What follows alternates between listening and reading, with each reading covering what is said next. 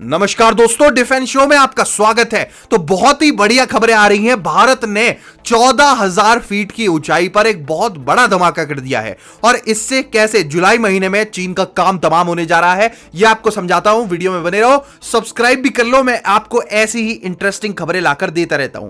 तो देखो दोस्तों, 2020 के बाद से लद्दाख में जो हमारा बॉर्डर है, वैसे तो तिब्बत के साथ है, लेकिन क्योंकि तिब्बत पर चीन ने अभी फिलहाल कब्जा किया हुआ है तो चीन की सेना के साथ हमारा बॉर्डर लग रहा है। और यहां पर भी ना 2020 के बाद जो स्टैंड ऑफ हुआ था उसमें हमने क्या बढ़िया पोजीशंस हासिल करी थी, वो मैं आपको एक बार याद दिला देता हूं। देखो, भारत में ऑपरेशंस किए थे हमने। चीन की फौज जब पेंगोंग लेक वाले इलाके में आगे बढ़ रही थी और बाकी एरियाज में ये लोग पोजीशंस ले रहे थे, उस समय हमने कैलाश रेंज में एक बड़ा ऑपरेशन कंडक्ट किया था। जी हां, कैलाश एक माउंटेन रेंज है यहां पर, उसमें कई सारे पहाड़ आ जाते हैं। Wrekin mount, black top, helmet top, इस तरह की पहाड़ियां थी यहां पर, जिस पर हमने अपनी पोजीशंस ले ली थी। जी हां, इन्हीं पहाड़ियों पर पहले इंडियन आर्मी नहीं हुआ करती थी। हां, पेट्रोलिंग वाला एरिया था, ये पेट्रोलिंग करते रहते थे यहां पर, लेकिन इन पर परमानेंट स्ट्रक्चर हमारे नहीं थे। और कुछ ऐसे एरियाज भी थे जो कि बफर जोन के भी बाहर चीन के कंट्रोल में थे।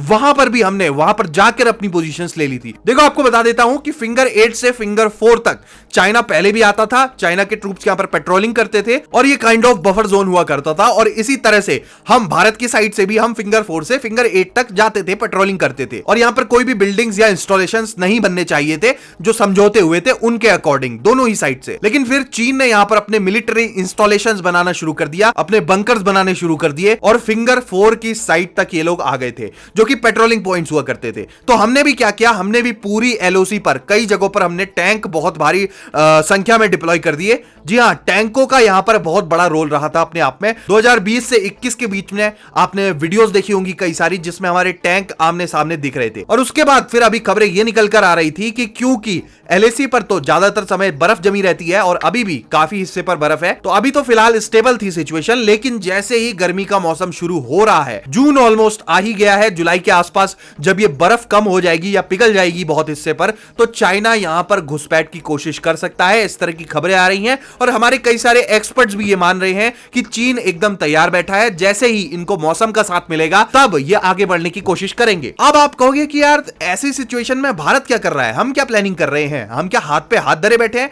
जी नहीं, बिल्कुल नहीं। मैं आपको यह खबर इसीलिए सुना रहा हूं। देखो क्या हुआ है, 14,000 फीट की ऊंचाई, जी हां, इतनी ऊंची पहाड़ियों पर भारत ने बनाकर तैयार कर ली है टैंक रिपेयरिंग फैसिलिटी। और भारत ने एक नहीं बनाई बल्कि दो टैंक रिपेयरिंग फैसिलिटी बना ली है।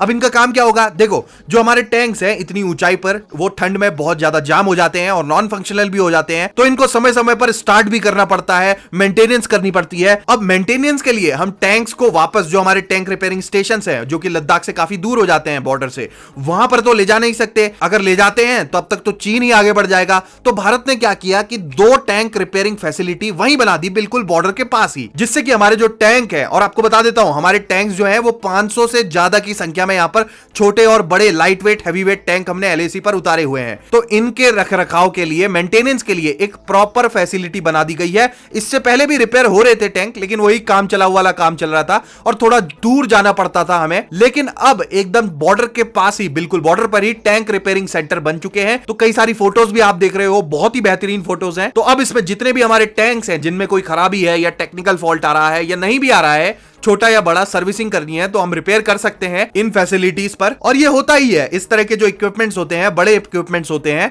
उनको मेंटेन करना ही पड़ता है। आप इसी बात से हिसाब लगा लो कि आपके घर में कोई गाड़ी वगैरह होगी, कार होगी या कोई भी बड़ा इक्विपमेंट होगा, तो उसकी रेगुलर सर्विसिंग करवानी पड़ती है, तब वो आपको एक बेटर परफॉर्मेंस देता है, अच्छी परफॉर्मेंस देता है। तो वैसे ही टैंक्स को भी मेंटेनेंस चाहिए, सर्विसिंग चाहिए। तो अब ये अपनी तरह के दुनिया के सबसे ऊंचाई पर बने हुए टैंक रिपेयरिंग सेंटर बन चुके हैं, भारत ने बना दिए हैं। लिटरली दुनिया में इतनी ज्यादा ऊंचाई पर कोई भी टैंक रिपेयरिंग सेंटर नहीं है, यहां तक कि चीन के पास भी इतनी ऊंचाई पर नहीं है जितना भारत ने बना दिया है। और एक नहीं, हमने 2 एक साथ बना डाले हैं। तो हमारी तैयारी फुल चल रही है जून या जुलाई के लिए। अगर चीन कोई शरारत करता है तो हम हमारे 500 से भी ज्यादा भारी भरकम टैंक्स के साथ बॉर्डर पर तैयार बैठे हुए हैं। तो बहुत ही बढ़िया स्टेप है ये, और मैं तो चाहता हूं कि और ज्यादा इंफ्रास्ट्रक्चर हम एलएसी पर बनाना चाहिए हमें। अब आप बताओ, आप क्या कहना चाहोगे इस पर? कमेंट सेक्शन में लिखो और ऐसी ही खबरों के लिए चैनल को सब्सक्राइब जरूर करो। जय हिंद, वंदे मातरम।